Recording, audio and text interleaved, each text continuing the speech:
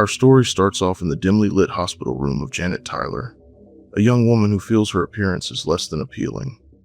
A nurse enters the room, ready to give her a drink and some nighttime medications. Janet questions the time of day, wondering where the day went. The bandage she wears covers her entire face. She asks the nurse whether or not it was a beautiful day. The night shift nurse is polite, but to the point, saying that it was somewhat warm, but mostly cloudy. The mentioning of clouds makes Janet reminisce about a time she would look up at them and find they had taken familiar forms. The nurse tries to take her temperature, but Janet stops her, asking when they plan to take the bandages off her face. The nurse says the doctor will take them off, but only when he feels her face has healed enough. She begins to panic slightly, asking if her face is bad. The nurse says that her face seems fine compared to a few others she's seen. Tyler begins to sob, saying that when she was a little girl, people would gasp at the sight of her. She's wanted her face fixed for as long as she can remember. She pleads with the nurse, requesting that the bandages come off sooner rather than later. The nurse calms her down. She sticks the thermometer in her mouth, telling her that having patience is a virtue, and that since she waited her whole life, the final few hours or days might feel like an eternity. But worrying won't help the time pass any faster. The nurse takes back the thermometer and gives her a comforting pat on the shoulder before leaving. The nurse goes back to the nursing station, using the telephone to report that Janet is stable and wanting her bandages off. The doctor thanks her, says that he'll be right down, before hanging up. The nurse working at the computer with her back turned asks if she's ever seen her patient's face. Janet's nurse allows her bedside manner to slip, saying that she would have buried herself in a grave if she had a face like hers. Dr. Bernardi enters her room and begins having a conversation consisting of mostly small chat.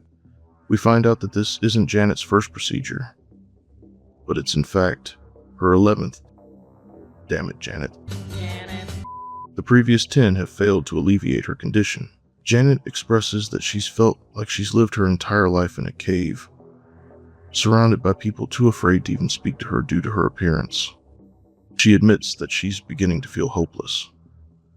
Dr. Bernardi says that while it's true she hasn't responded well to any of the previous procedures, he has a good feeling about this one, but admits there's no real way of telling until they remove the wrapping. He turns his back to her, whispering to himself, shocked that this was her 11th procedure.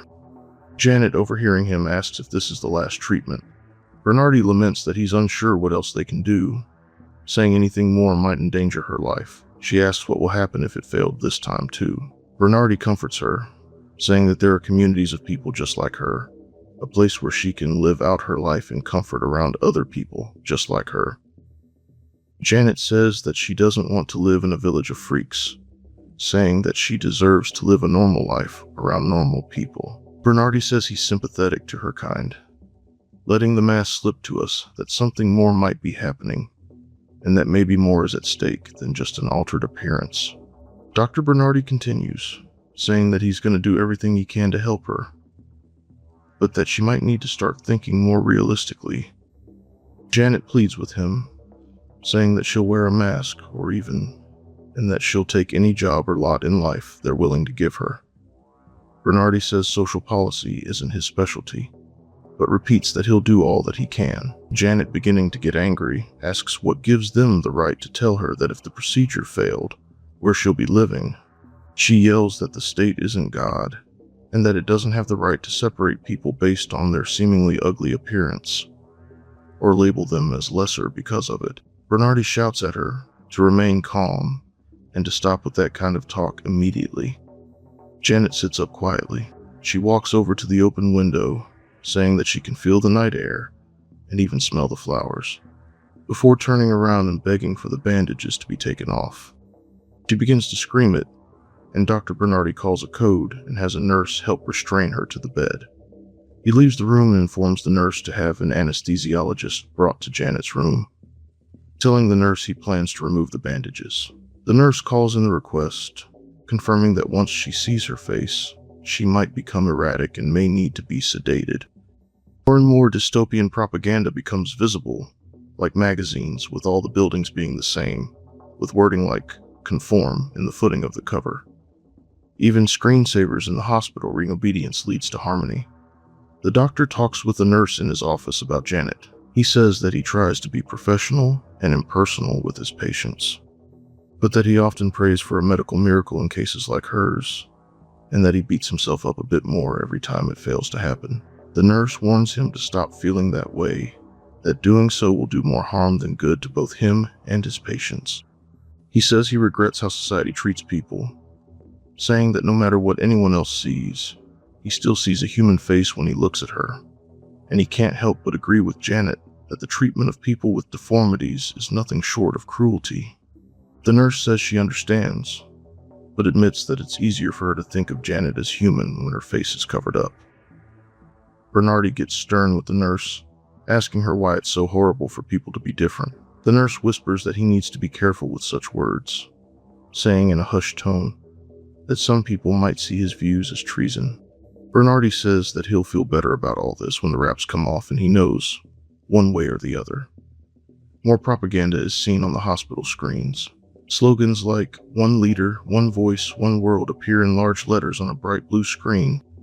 Every screen in the hospital switches to a man speaking at a podium, talking about unification, and how the human race once believed that everyone was equal, but that a great divide was their grand awakening, and that the previous way of civilization doing things was flawed, and that trusting in the state is the only way forward for their kind, warning that anything less is considered treason under new laws and leadership. We then transition to Janet's room. Bernardi instructs Janet that as he takes off the bandages, she needs to tell him whether or not the light hurts her eyes, taking an extra beat that any negative reaction to her appearance or any outburst, and he'll have to have the nurses sedate her for both their protection and hers. Janet agrees, saying that she understands. Bernardi takes the scissors and begins cutting away her bandages, asking her if she can see any light. Janet, spotting a dim bulb through the bandages, says she can only see a little. Bernardi continues to unwrap her face, slowly revealing more and more of the room. Janet says that she can see his outline. Bernardi confirms this is the last layer of bandages and asks Janet if she would like a mirror, but she takes a deep breath, refusing it.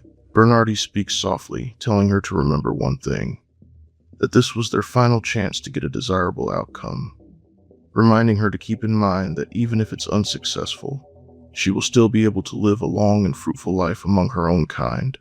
Janet sorrowfully asks if there are any alternatives, asking that if this attempt was unsuccessful, if she can be euthanized instead of exiled.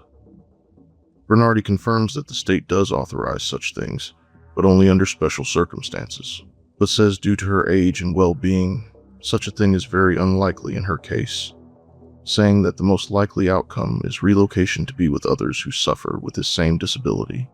Janet, near tears, asks if they will really make her go. Bernardi says that is the most likely outcome. Bernardi slowly removes the rest of her bandages, leaving only the plaster casting on her face, covering it like a mask. He wishes Janet every bit of luck before slowly removing it. Everyone in the room gasps at the sight of her, one nurse saying she's hideous. We finally get a look at Janet's bare face, and she's beautiful. But Janet begins to panic.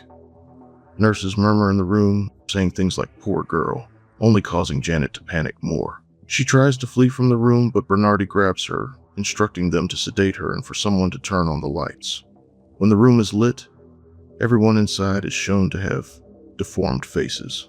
Janet runs from the room in a panic, afraid that she'll be caught and forced away into exile. She runs through the halls of the hospital as more propaganda echoes through them, every monitor displaying the same supreme leader delivering a message of unity.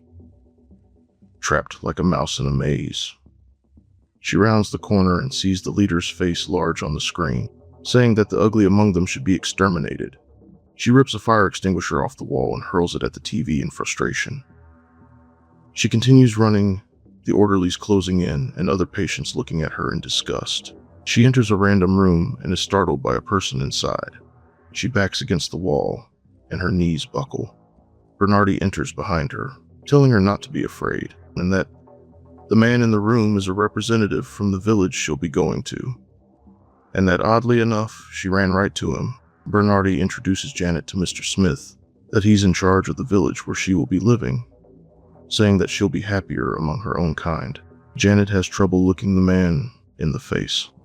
Smith steps forward, telling her in a calming and soothing voice that their village is beautiful, filled with wonderful people just like them, saying that ultimately she will like it, saying that in a very short time she won't see others or herself as ugly anymore, saying that he'll show her a place where she will be loved and accepted. Once Janet appears calm, Smith nods at Bernardi, signaling for him to exit so they can have a heart-to-heart talk. Janet sadly asks why some of them are born so ugly. Smith replies that he doesn't know, but says that it doesn't really matter, because he's fond of an old saying that helped him through his entire life.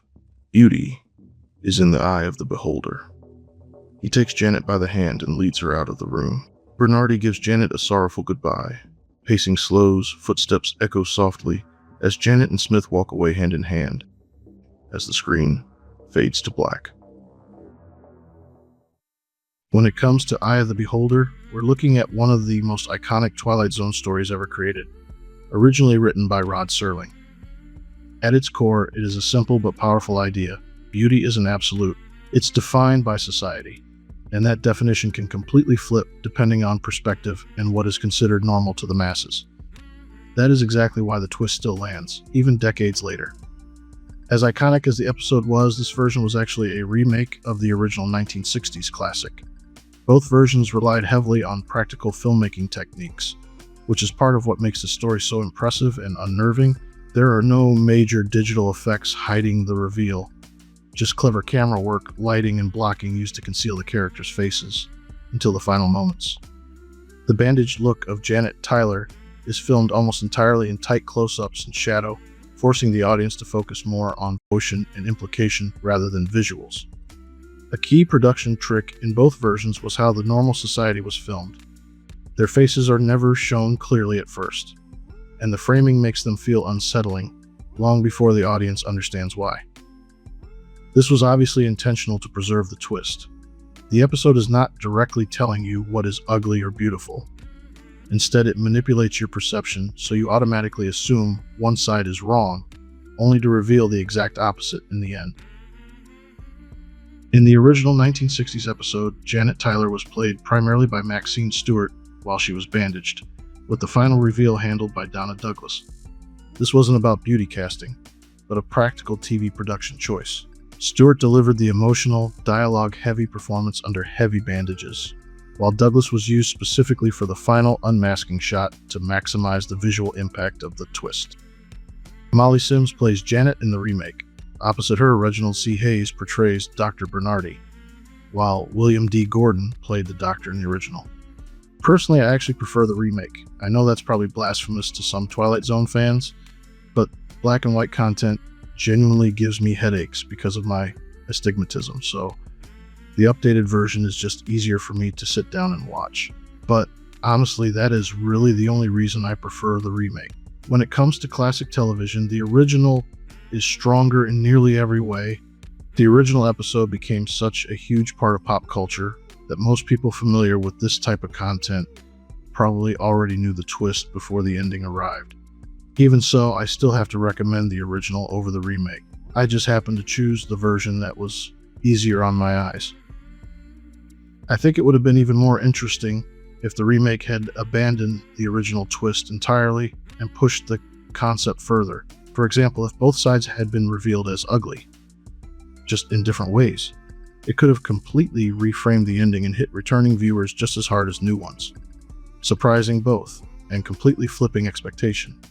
But that is all I have for you in this one. Thank you so much for watching, and a special thank you to our channel members. I hope you all have a great week. Take care, stay safe, and we'll see you in the next one.